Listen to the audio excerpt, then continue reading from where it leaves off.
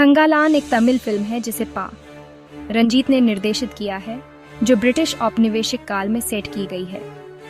यह कहानी एक आदिवासी नेता चियान विक्रम द्वारा निभाई गई के संघर्ष और कोलार गोल्ड फील्ड्स में सोने की खोज के इर्द गिर्द घूमती है। फिल्म में उत्पीड़न, जीवित रहने और राजनीति की जटिलताओं को दिखाया गया है, जिसमें पौराणिक तत्वों का भी मिश्रण है। विक्रम का प्रदर्शन फिल्म का मुख्य आकर्षण है, जिसमें उन्होंने अपने किरदार को बखूबी निभाया है। मालविका मोहनन और पार्वती थिरुवोथु ने भी फिल्म में प्रभावशाली भूमिकाएं निभाई हैं, जिससे कहानी को गहराई मिलती है। जीवी प्रकाश कुमार का संगीत, विशेष रूप से बैकग्राउंड स्कोर, फिल्म के माहौल को और भी प्रभावशाली बनाता है। रंजीत द्वारा निर्देशित और अभिनेता चियान विक्रम के शानदार अभिनय से सजी यह फिल्म इतिहास की गहराई में जाकर सत्य को उजागर करती है। भारत का इतिहास सिंधु सभ्यता में छिपा हुआ है। यह सभ्यता बाद में नागों की संस्कृति में बदल गई और यही नागलोक भारत का वास्तविक रूप है। इस देश को बुद्ध के विचारों की अनमोल धरोहर प्राप्त हुई। सिंधु सभ्यता से लेकर तथागत गौतम बुद्ध तक 27 बुद्ध इस धरती पर आए और अंतिम 28वें बुद्ध सिद्धार्थ गौतम पूरी दुनिया पर अपने विचारों का प्रभाव डाल चुके हैं। उस समय बुद्ध के विचारों की रक्षा करने वाली और उन्हें आगे बढ़ाने वाली स्त्रियां थीं, जिन्हें नागनिका कहा जाता था। थंगलान फिल्म में नागनिका का प्रभाव प्रमुखता से दिखाया गया है। यह फिल्म इस बात पर केंद्रित है कि किस तरह नागनिका बुद्ध के विचारों की रक्षा करती है। उस समय के ब्राह्मण पुरोहित बुद्ध के विचारों को समाप्त करने के लिए क्षत्रियों का उपयोग करते थे और इस संघर्ष को फिल्म में स्पष्ट रूप से दिखाया गया है। इसका मतलब यह है कि बुद्ध की विचारधारा को नष्ट करने के लिए ब्राह्मण विचारधारा काम कर रही है और इस संघर्ष की झलक बाबा साहेब आम्बेडकर के विचारों में भी मिलती है।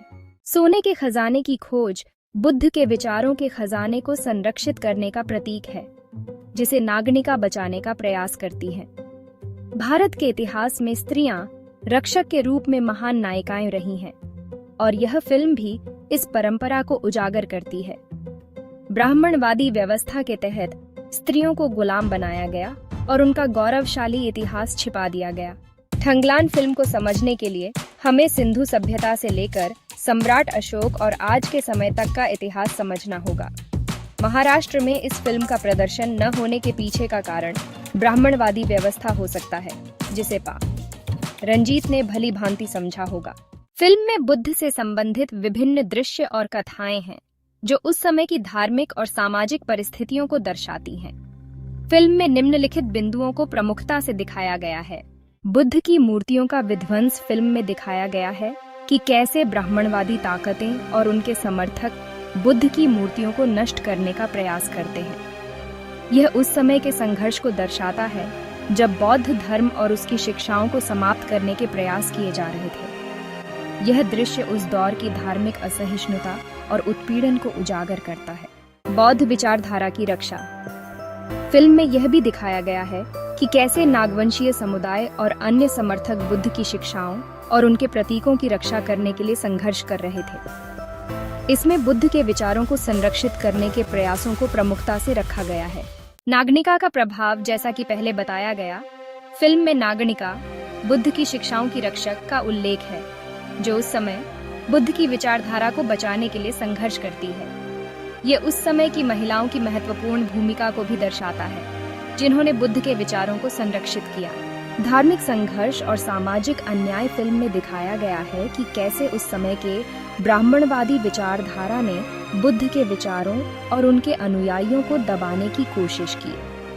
यह फिल्म उस समय के सामाजिक और धार्मिक संघर्ष को दर्शाती है, जो बुद्ध के विचारों और उनकी शिक्षाओं के खिलाफ था।